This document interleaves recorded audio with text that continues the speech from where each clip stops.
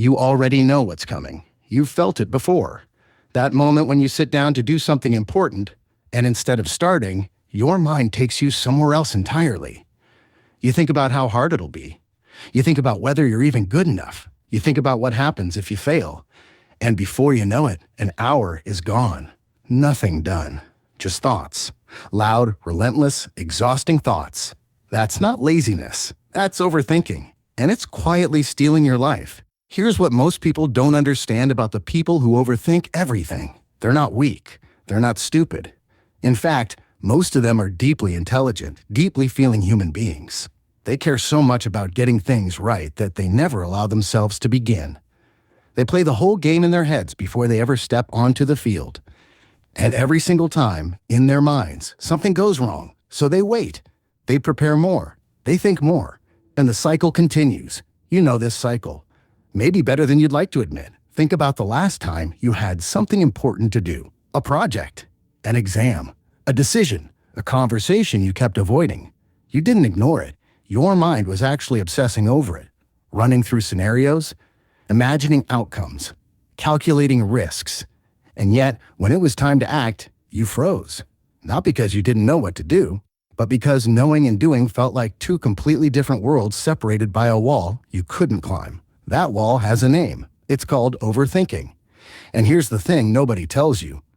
Overthinking isn't just a habit. It's a psychological trap. Your brain, trying to protect you from failure, from embarrassment, from pain, keeps generating more thoughts, more analysis, more what-ifs. It disguises paralysis as preparation. It makes you feel productive when you're actually standing completely still. The mind tells you, just think a little more, and then you'll be ready. But ready never comes, because overthinking doesn't end in clarity. It ends in exhaustion. Look around you. Look at the people scrolling endlessly through their phones at 2 in the morning. Not because they're happy, because they're running from their own thoughts or drowning in them. Look at the student who spends 3 hours organizing their desk, sharpening every pencil, rearranging their notes before studying a single word. They're not being diligent.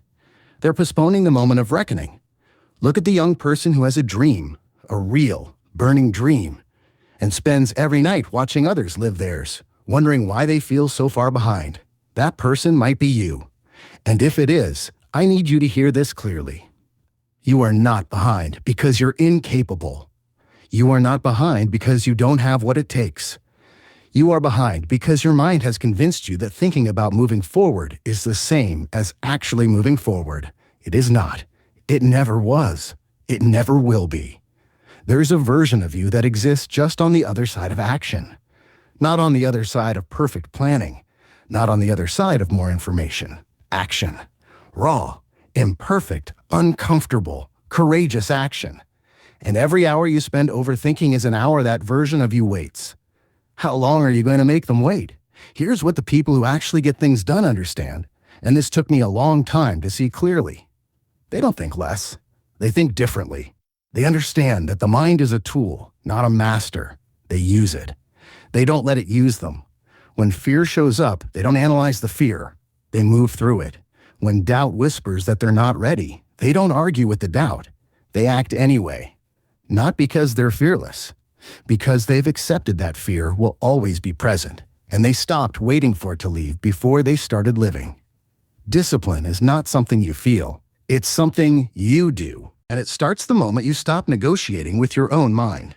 Think about what overthinking has actually cost you. Not abstractly, specifically. The opportunities you talked yourself out of. The relationships where you waited too long to say what you felt. The projects you researched endlessly and never started. The years of your life spent in preparation for a moment you kept pushing further away. What has all that thinking produced? If the answer is anything less than the life you want, then it's time to change the strategy. Not think differently about changing the strategy. Change it. Because here's the brutal truth. The world does not reward those who think the best thoughts. It rewards those who take the most consistent action. Not the most intense action. Consistent. Every day. Even when it's boring. Even when it's hard. Even when you don't feel like it. Especially when you don't feel like it. The person who wakes up and works without waiting for motivation. They're not more gifted than you.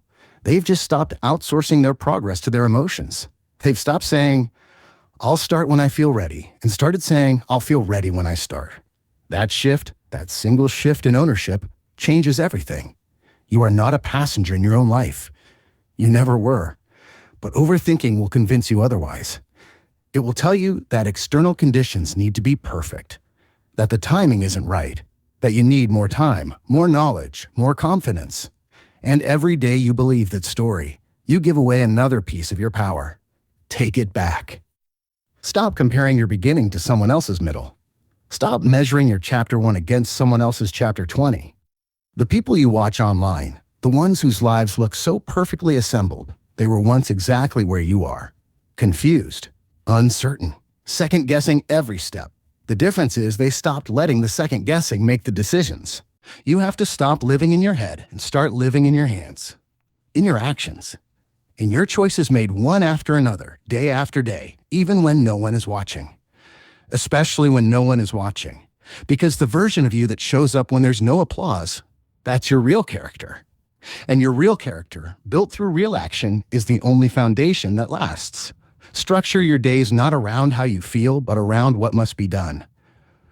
Own your mornings before distraction can steal them. Protect your focus like it's the most valuable thing you possess, because it is. Every notification, every scroll, every detour into comparison steals minutes, and minutes are what your life is made of. This is not about being perfect. It is never about being perfect. It is about being present.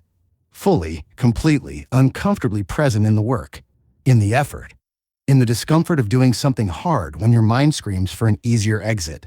You are capable of far more than your overthinking has allowed you to believe. Far more. But capability without action is just potential, and potential unexpressed is the saddest thing in the world. So here's what I need you to do. Not tomorrow. Not after you finish this video. Now. Identify the one thing your overthinking has been keeping you from, just one. And decide not to think about starting it, not to plan how you'll start it. Decide to start it today, badly if you must, slowly if you must, alone if you must, but start. Because the only thought that will ever actually change your life is the one followed immediately by movement. You've spent enough time inside your head. It's time to live outside of it. The version of you that you keep imagining, sharp, focused, consistent, unshakable, that person isn't waiting for more time. They're waiting for you to stop waiting. They're waiting for you to decide. Right now. In this moment. Decide.